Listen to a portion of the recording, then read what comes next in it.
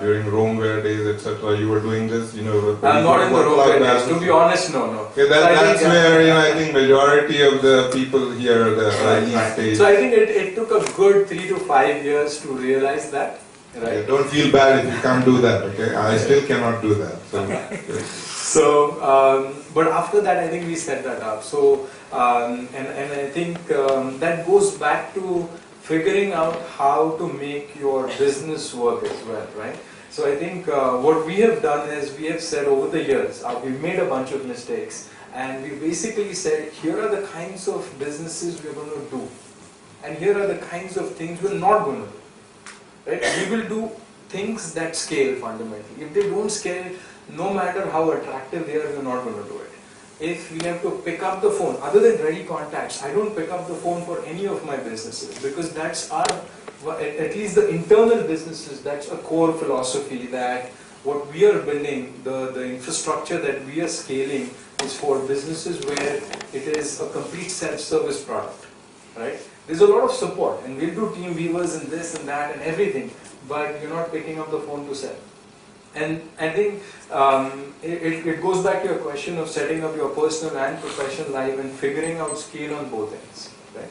So I think we've done a lot of that, and again it has been incremental. It has been learning. Sometimes you throw yourself in that position and say, how is it going to work? Is my team ready to be without me if I'm traveling for a month, right?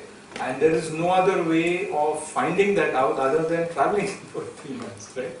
And I fundamentally ran this business out of California for the longest time. Bulk of my team was here. And there's a funny story about it where one of the employees was telling his friends what they're doing at Ready Contacts, and that, we do these calls and this and that. And that guy, at the end of the day, at the end of that conversation, he said, oh, so it's like Charlie's Angels, you get a phone call. Right? So I think it's about, I think, one thing that's very dear to me in business and personal life is scale. Right? And I think if you try to find scale in everything that you do, it can really go a long way. So you have one son, and as far as putting the scale there, so the scale of that part of your incubator, so good point. So do not try to scale anything with your spouse or your kids. It does not scale. So I have one son and one daughter. They're five and 7. Okay, so the scale is, he's on a trend.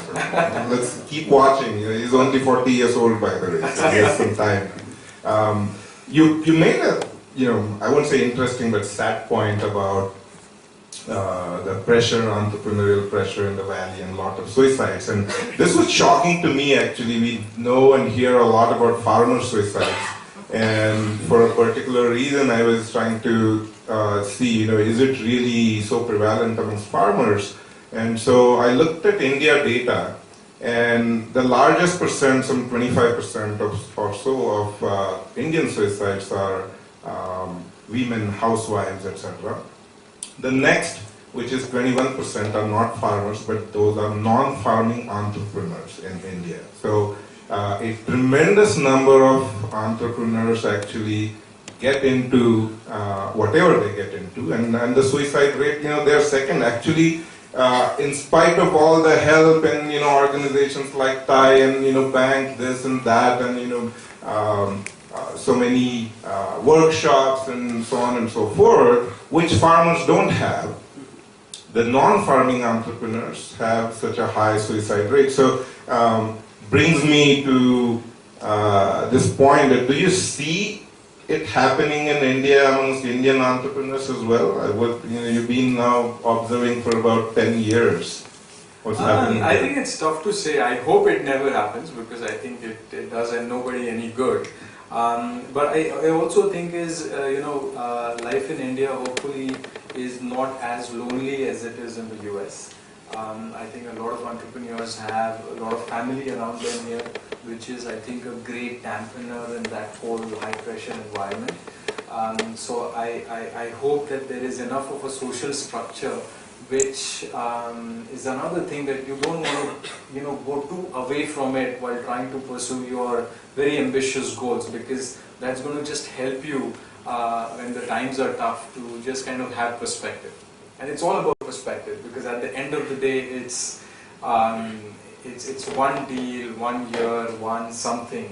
And anybody who's tried to run a business or run a business knows that nothing is, I mean, it's difficult, but it's not worth, losing your life or mind over it.